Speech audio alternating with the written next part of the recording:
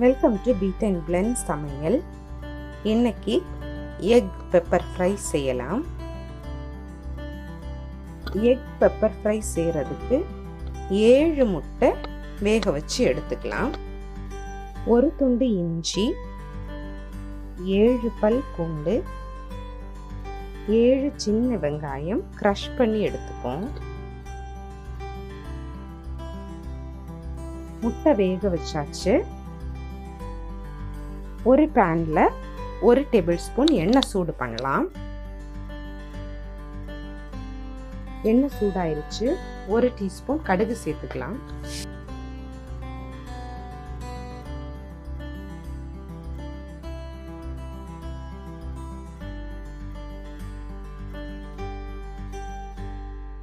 கடுகு வெடிச்சிருச்சு. க்ரஷ் பண்ணி வச்சிருக்கிற இஞ்சி, பூண்டு, சின்ன வெங்காயம் சேர்த்துக்கலாம்.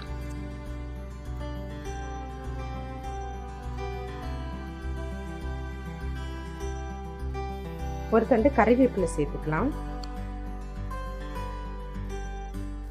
ஸ்டவ் சிம் பண்ணிட்டு 1/4 டீஸ்பூன் மஞ்சள் தூள், 1/4 டீஸ்பூன் பெருஞ்சீரகத்தூள்,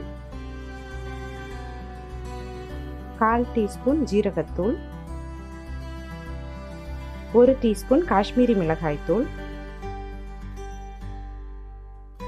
1 டீஸ்பூன் மல்லித்தூள், 1 teaspoon garam masala, 1 teaspoon crush பண்ண பெப்பர் சேர்த்து மிக்ஸ் பண்ணிக்கலாம்.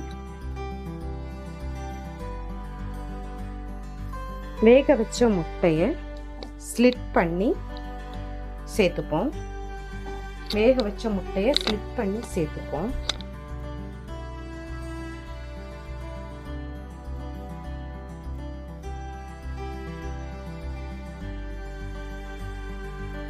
இதோட 1/4 டீஸ்பூன் உப்பு சேர்த்துப்போம்.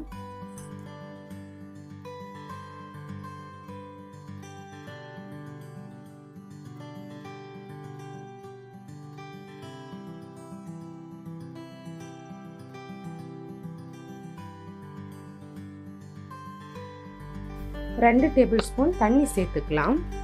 நல்லா மிக்ஸ் பண்ணி ட்ரை பண்ணி எடுத்துப்போம்.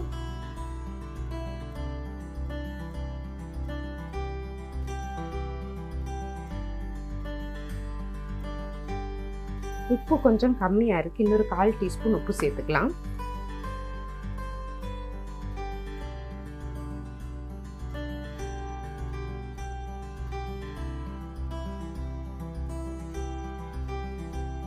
ஸ்டவ் ஆஃப் பண்ணிக்கிறேன்.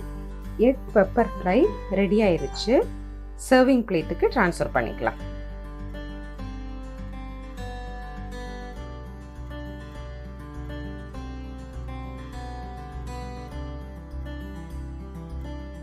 கறிவேப்பிலை யூஸ் பண்ணி கார்னிஷ் பண்ணிக்கலாம்.